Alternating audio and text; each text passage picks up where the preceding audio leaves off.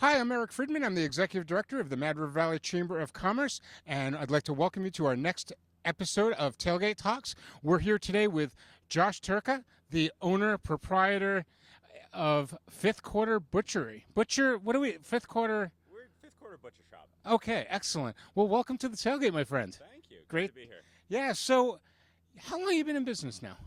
So we opened up the wholesale side of it. We were doing work with local restaurants, Lawson's, Von Trapp Farm Store, and a couple other places in the summer of 2021.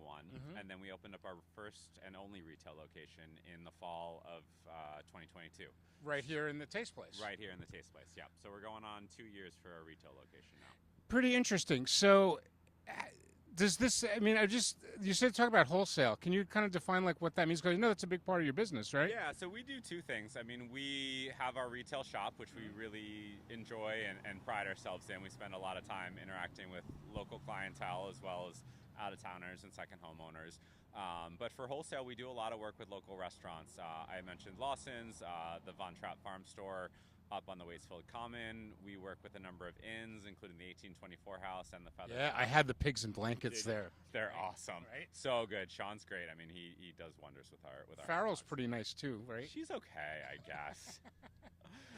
No, that's really interesting. So the wholesale is a big part of the business. Yes, it is, and it's been really great for us. I mean, Vermont's and the Mad River Valley especially is such a supportive community that really wants to focus on local food, local meat, and local agriculture, and so it really lets us kind of expand our footprint a little bit more, which is awesome. So I'm curious, like where the animals come from. So like the cows and the pigs, like do you get them like in bulk from Costco or something? We work exclusively with Vermont farmers. We buy all farm direct. I knew that. I know. You've been in before, but yeah, we buy everything direct from Vermont farmers. We are a whole animal shop, so we bring in entire beef, pork, cows, ducks, break them all down right in the store. And if you haven't been in, we're kind of an open space, so you can watch the work happen.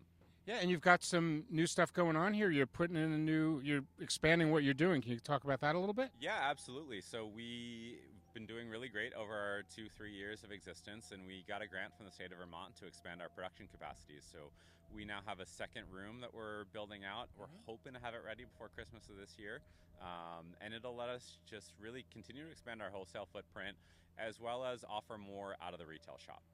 So, what kind of things that can you get here? I mean, obviously you can get steaks and bacon and things like that. But talk a little bit because I'm self-serving. I want you to talk sausage with me. Oh, 100%. Yeah, I mean, pigs and blanket sausage. I think you got a kind of one-track mind here, but yeah, we're definitely known for our sausage.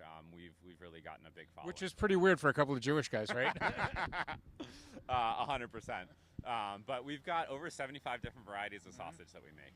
Not all at one time. I don't have enough case space for that, or honestly staff. But we rotate through, I'd say at any given time, we have 8 to 10 different flavors. There's only one that's always in the case. It's our Nona's sausage. Which I've had. It's my personal favorite, honestly, and it is a friend of mine's grandmother's Italian sausage recipe. People would probably riot if we got rid of that, but beyond that, we got all sorts of fun ones. Our hot dogs really caused quite a stir this summer. Pigs in a blanket, as you mentioned, and we always keep those around in the winter too. We do meatballs, other things.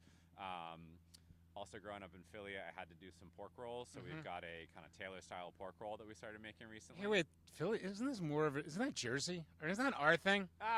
You guys try and steal everything. Come on. Yeah. I mean, if I you were could do from Jersey, you Scrapple. would too. You gotta have something to be proud of, right? But it might technically be a Jersey thing, but that's Taylor ham. I mean, yeah. So we do some pork roll, and people have been loving that. And then the other thing we really try and offer, like you said, is steaks, but really kind of custom cutting. So bringing in whole animals, we can get you just about anything you'd be looking for, whether it's oxtail, special cut brisket, something a bit more unique. We have it all. So one of the things and I haven't done this myself, but you're catching my interest here, is you have a meat club. We do. And you can do it's like 5 pounds or 10 pounds a week, a month. Tell me about how do you go about doing that? This curated kind of club. Yeah, so it's a curated thing that we put together, and the idea is kind of for it to be a whole animal share, but not everybody has the desire, the chest freezer space, or even the money all up at once to buy a half a cow or a whole cow and a whole pig. And so what we do is we kind of curate a box on a monthly basis, and we rotate through all the different things. And the goal is for you to experience all these different cuts on a monthly basis. So you get a different sausage every month, and so after about 2 years, I think you should be able to try all the flavors we have. Maybe a little bit more. This is where luring us in for the long haul. Oh, 100%. You got to stick with it. But then we send along different stuff we're working on. Sometimes we'll kind of beta test things, and you get to try the first crack at our meatballs or our duck confit that we put out. And other times you get a nice big steak, a good braise. We try and stay seasonal, so no one's getting beef stew in the middle of July, and we're not sending out hot dogs in January unless you want them. Hey, everyone likes hot dogs year round. But yeah, and then it all comes with a little bit of info on the farmers we work with, some recipe recipes, suggestions. right? 100%. Yeah, it's supposed to help you engage and kind of get outside your comfort zone with a little guidance from some expert professionals. So, and there's a 5-pound version and a 10-pound version? Yep, there's a 5 and a 10-pound version. Each one comes with 4 cuts, so the 10-pound is really just a larger one, kind of designed. The 5-pound really feeds 2 very comfortably, and the 10-pound's more designed for a family. Yeah, that's really cool. I'm going to be doing that. Yeah.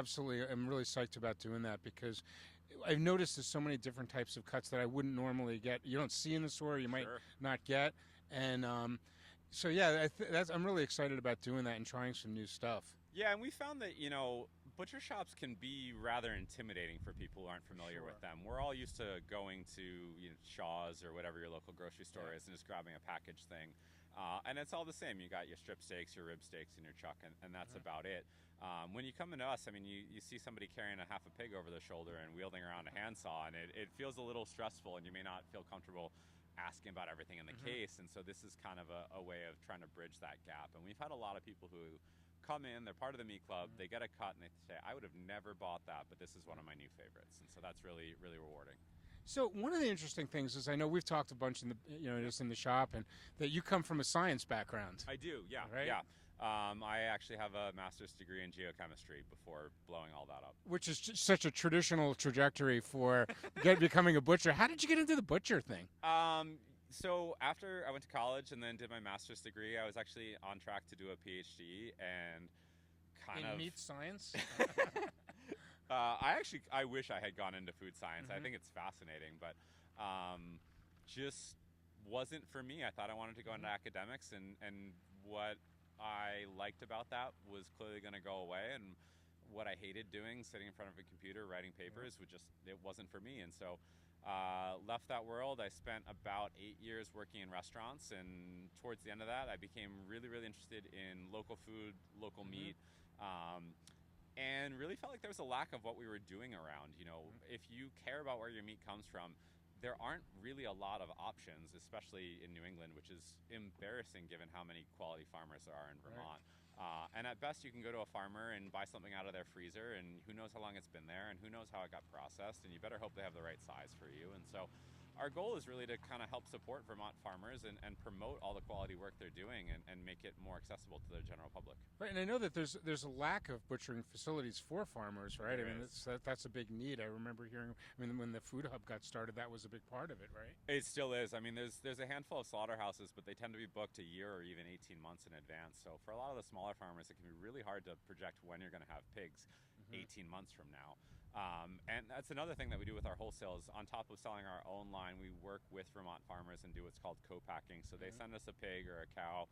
We do all the breakdown. We do some custom cutting, whatever sausage flavors they're looking for. We pack it up with their label on it, and then they can go out and sell that to you. And so you should keep an eye out. We work especially with Union Brook Farm and Triple J Pastures.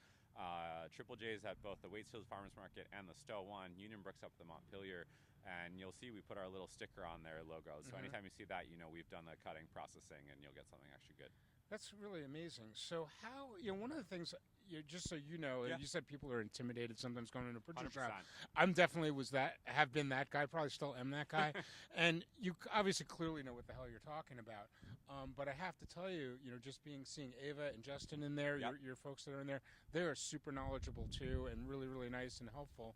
Yeah, I mean, it's great if I know something, but I can't be there all the time. I've got other stuff to do as well. And so we really try and bring in a group of people who are equally excited about local farming, local meat, and who want to communicate their passion, because I really believe that if you are excited about what you're doing, people will hear that and get behind you.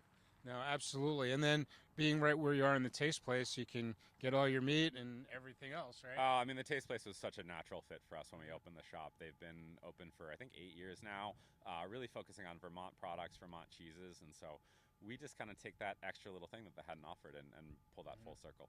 Yeah, it's really great. I'm so glad that you got this thing going here, and seems like it's been really successful, and we're so glad to have a really nice butcher shop in town. So, is there anything else that we didn't talk about that you wanted to mention? The only thing I always try and encourage people, if you haven't been in before, is being whole animal. We can get you anything you want, just like I said, but one thing that can take some readjusting is just the quantity of things. You know, every time I bring in a cow, the one I always like to point to is a hanger steak, and everyone knows it. It's kind of like the fun butcher's cut, right? We bring in 800 pounds of meat, and I get 2 pounds of hanger steak. And so get there early. We'll get there early. Give us a call in advance if you got a special slip dinner. You a few bucks and I got somebody take who care of me. You know what I'm saying? I got someone who comes in and hounds me. He's like, "When's the next cow coming? When's the next cow coming?" Because they want the hanger steak. But you know, we really try and move it around. But call in advance if you got a special meal and place an order, and we'll set it aside for you. But if not, just come in and talk with myself, with Justin, with Ava. We're all knowledgeable, because often whatever recipe you're trying to make, there's 5, 6, 7 different cuts you could substitute in, and we won't lead you astray. You got to see this over here. This guy's pulling up here. It's one of your Philly people. It's Dirty Eagle fans. They're the worst. Cannot be trusted. And not at all. Go Giants. Hope you guys are enjoying Saquon. Yeah, anytime, my friend. So one of the things I didn't, when you were mentioning, is that you guys have ducks in there, and yes, is there other poultry? We don't do other poultry right now. So a lot of Vermont farmers do what's called on-farm slaughter, and it lets them save a lot of money. And really, I think it improves the animal's life, because it never has to leave the farm. You know, one bad day, and you don't even have to do the transition. So we partner with Union Brook Farm. They're out in Northfield. The proprietors are good friends of mine, and one of them actually got their start working for the Von Trapps right here in town. And so we offer a chicken CSA through them, and they're here once a month, all summer and all winter long. You can sign up, kind of just like our meat club, and get locally pasture-raised chickens. And so we work with them for chicken as well as turkeys, and then that kind of takes that out of our hands. And do they do the same thing with different cuts? And like you get... In the summer, it's a whole bird club, so you come in and you get a whole chicken, and they'll kind of talk you through how to break it down. And then in the winter, it's now to the different cuts, and so you'll sign up and you'll get it all broken down in the parts, and kind of get to make different recipes out of that. So I bet the holidays are a big time for you. 100%, yeah. So like, what sort of stuff can people expect during the holidays from you? I mean, so we can start planning, you know? The rib roasts are a big one. If you want your tenderloin, get your orders in as soon as you can. But the holidays are really fun for us to get to, produce some different things and work with people. We do sirloin spoon roast. Porchetta is one of my favorites. We take a whole pig, take the loin and the belly, debone it all, and roll it up. We can season it for you, or we can give you it open, and you can season it yourself. But it's almost like a turducken, huh? It's a all pork turducken, and we get to have a lot of fun and see, learn different people's traditions. Another favorite of mine, we get a bunch of Scandinavian people around here, and there's something called a Danish pork roast, and they take pork loin with the skin left on, and we score it super thin in these long little strips, and they roast it and get the crispy cracklins, and they kind of carve it off. And so that sounds good. It's always fun to do the different things for people around the holidays. Well, that's really cool. It's so great to learn about fifth quarter. Joshua, thank you so much for joining us on the tailgate, my friend. Thanks for having me, Eric. Absolutely.